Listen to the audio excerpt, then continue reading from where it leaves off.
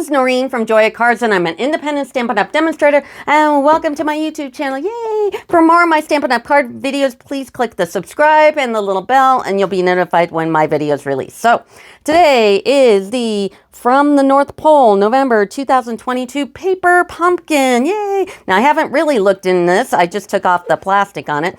So, we open it up. And what we've got, the color is Cherry Cobbler, which I've been really using a lot this season. And then we've got the stamp. So we've got a big circle thing, Candy Cane, Joy, To From, Merry Christmas, No Peeking, Ho Ho, Open Me, From Santa, and a big circle thingy. So, and then the paraphernalia on, I think this is next month. So this is this month's. Yeah, this has got to be next month. So you get your paraphernalia in here. Boop, put that to the side. And now let's open up the tissue. So I opened up the tissue, took the plastic off. And of course, as I already knew, these are tags. So here are the instructions. Here's that piece of cardboard. I always keep this. I never have too much of this because it seems to be used because I never have it. So keep that. We've got some really pretty string. We got some mini dimensionals. Here is a bunch of pre-done tags. And then we've also got some circles with Santa hats and some sentiments here. And then, we got some regular sentiment tags. And we got some circles and ho-hos and candy canes. And look, oh my gosh, look at that. That is really pretty. And these are big, they're big like one of those. And then we've got some of these, and I'm wondering if these just kind of, yep, that probably goes there. And then, these are mini glue dots. So keep these because I use these on my cards all the time, especially when you get heavier dimensionals like those butterflies. And in the new catalog, which by the way, comes out January to April, the mini catalog. If you're a demonstrator, which a lot of my subscribers are demonstrators, you should already have this. And the celebration is January 5th through February 28th. I can't show you the inside because it's not January yet, but I will be ordering from these very soon. I'll start doing videos really soon. And there's an incredible, if you want to be a demonstrator or just, when you're a demonstrator, you don't have to do card classes and all this. You could just be a hobbyist and take advantage of like the 20 to 25% discount. But the new deal is in January, you can get one of those mini die cutters like this, and either this color or a boho blue, I believe, and $175 out of the mini catalog or the annual catalog for $129. That's the first two options, either this color or blue, and the $175 or $129, or you can get $175 out of the mini or the annual catalog for $99 without the cutter. So it's amazing. So January is definitely the time to become a demonstrator. So also look what we've got, these these snowflakes. Wow. And these little foil snowflakes. So I'm going to put together their tags first, and then I'll do alternatives. So I'll be right back. I'm back. So I made their tags, and they're actually really cute. And there are tons of little pieces. First of all, I just get something that can divide everything up, and I kind of organize my pieces this way. I did use like individual ones, and it just became to be too big. Plus, if I want to take this and do it in front of the television, I can just pick this whole thing up. And then I have another separate one that I put the glue dots and the dimensionals, the ink, and the string in. So I'm not like placing it down on my desk and then having the desk, totally eat it. But I separated everything out. I did want to show you on the instructions on this first one. It doesn't tell you, it's actually the second one. Here, it doesn't really jump out and tell you that, so you've got these two pieces that this second piece goes on the bottom of that first piece. So it's really, they're not showing the striped and then this.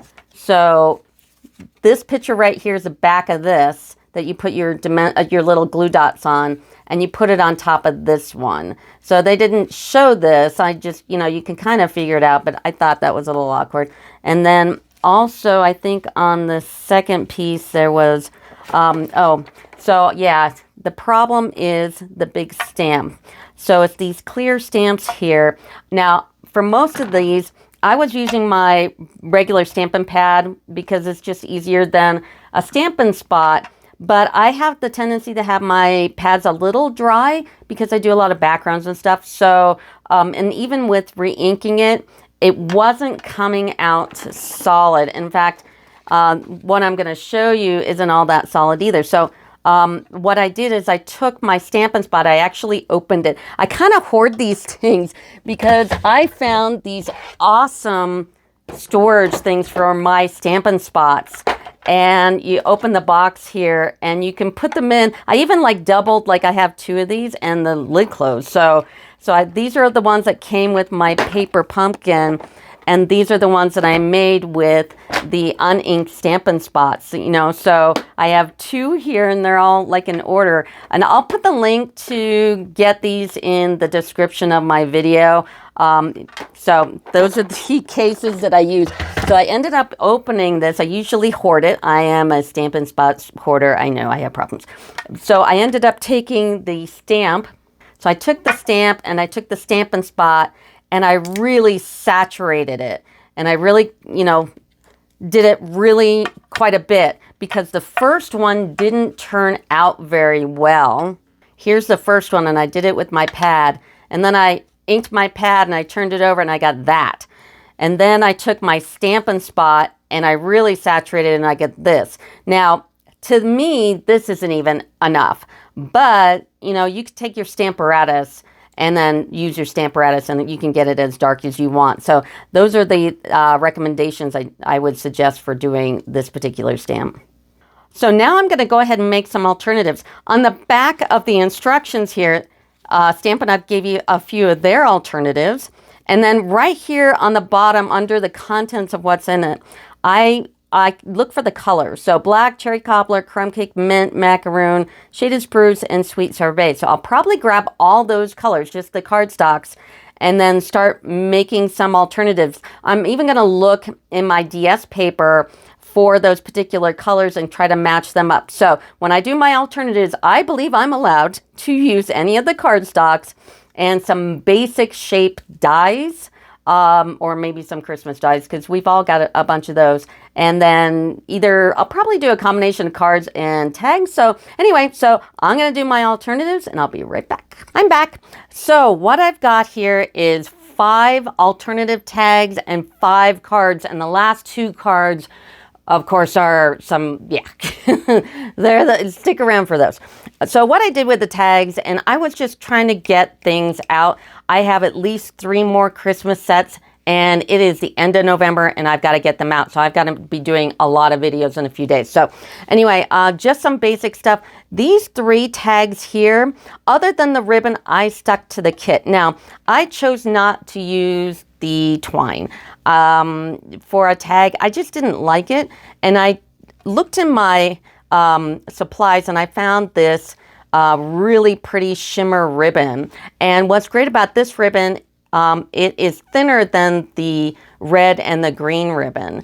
And with a tag like this, you want to kind of keep it as thin as you can. That's why they were using twine, but I just don't like that. So other than that, the only extras I used is the Red Rhinestone Basic Jewels. If they ever discontinue this, I will be mad.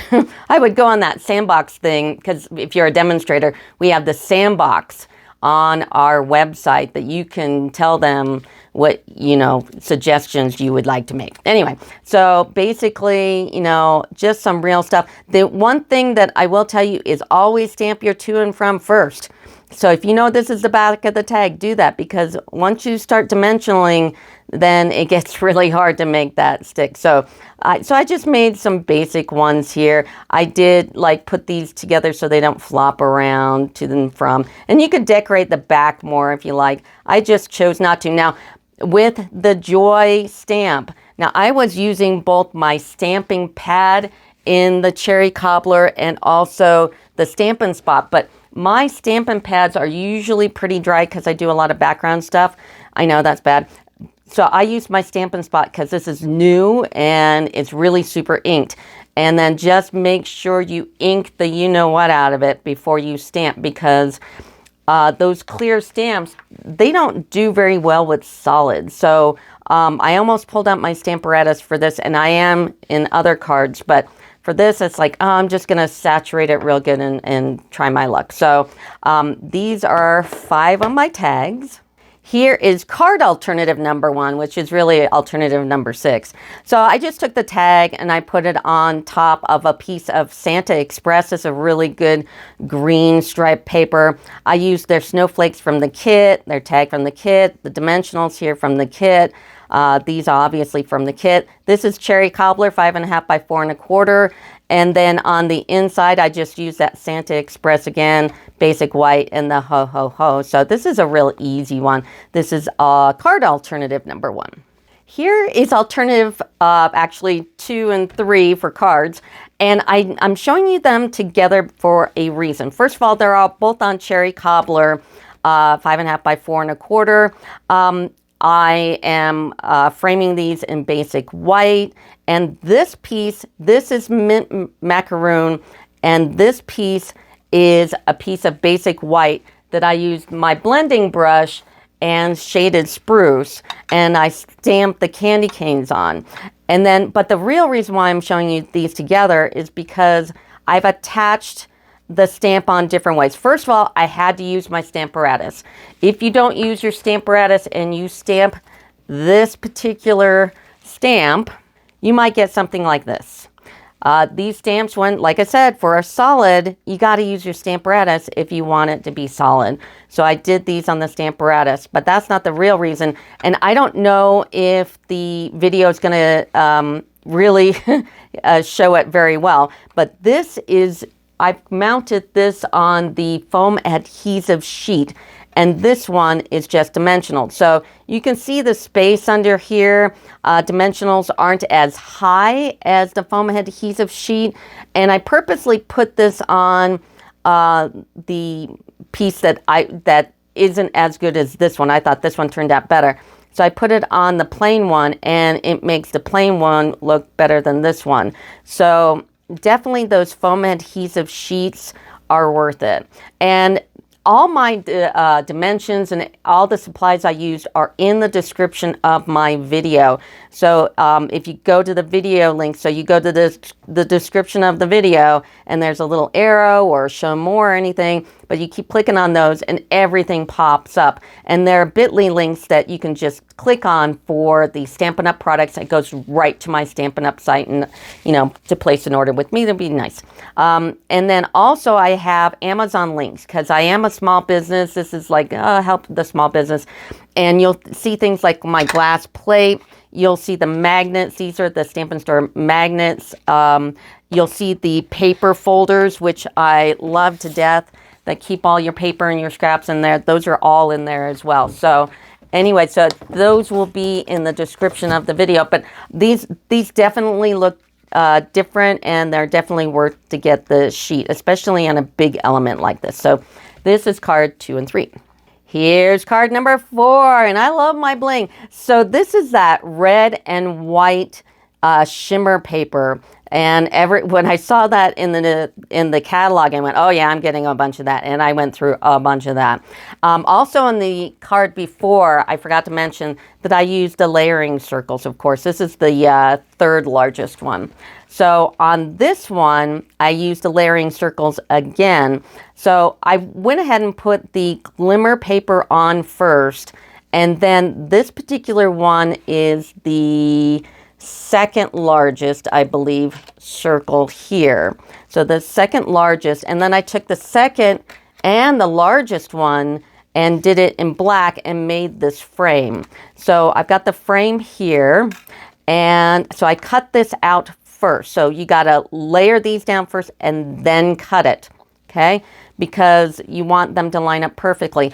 Also, if you notice, the Merry Christmas is, and because I have it here, I always paper back my little sheet for the stamps so I can see them when I'm working. That Merry Christmas right here is embossed on this paper. This paper, this glimmer paper, embosses beautifully.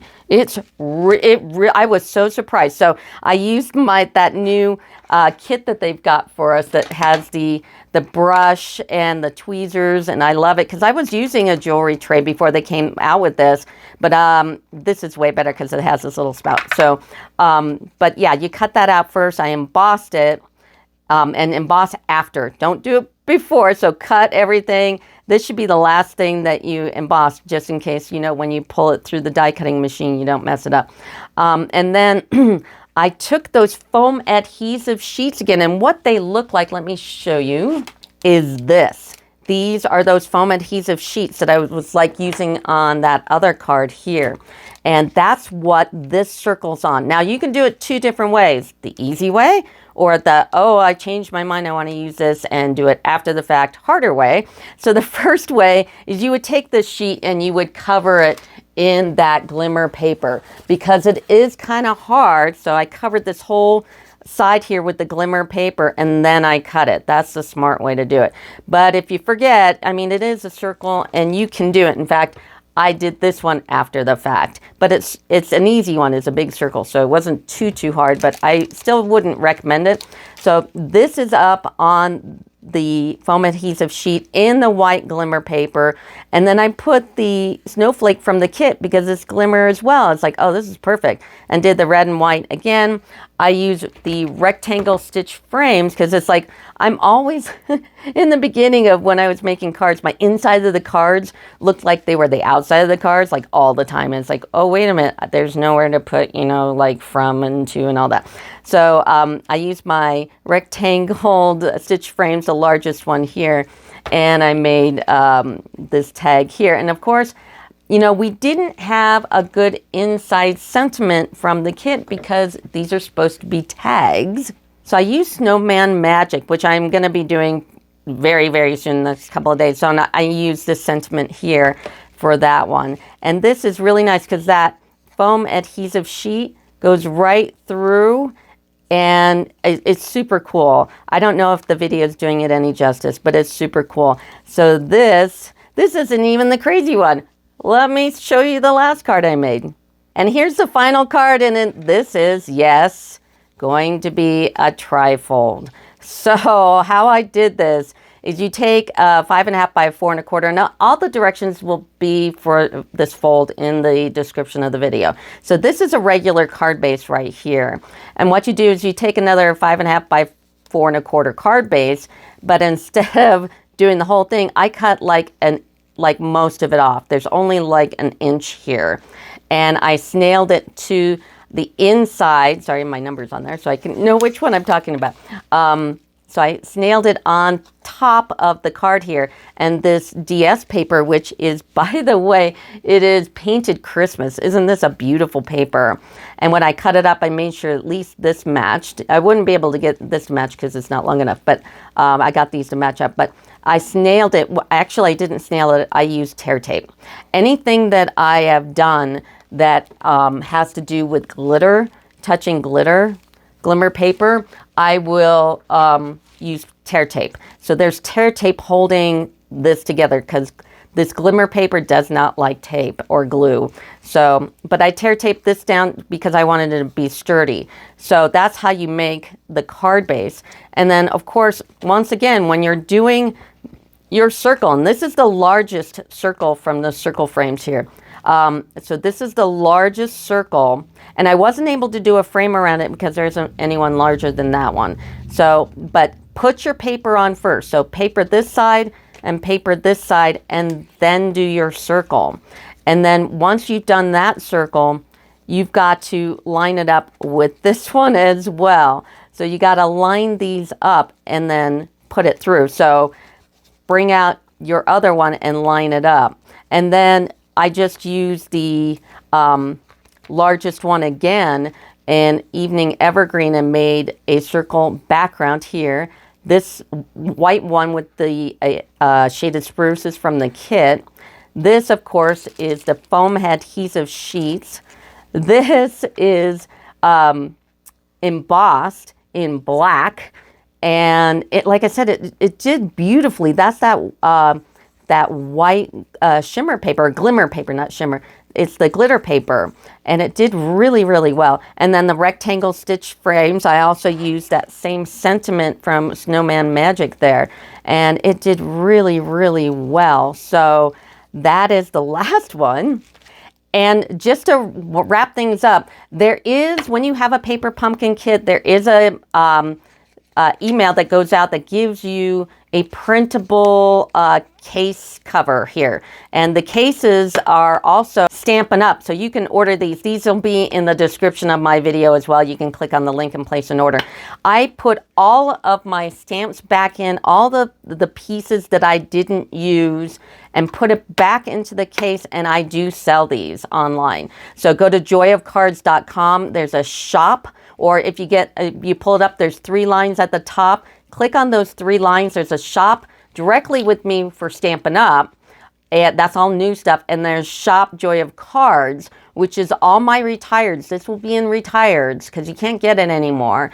Also in January, I'll be putting up all my retired stamps, dies, everything from the mini catalog, from the one that's current at the moment. It retires in December, so look out for that. But these are all my alternatives. If you're interested in paper pumpkin, you can email me, Noreen at joyofcards.com. But that will do it for me. Thanks. Bye.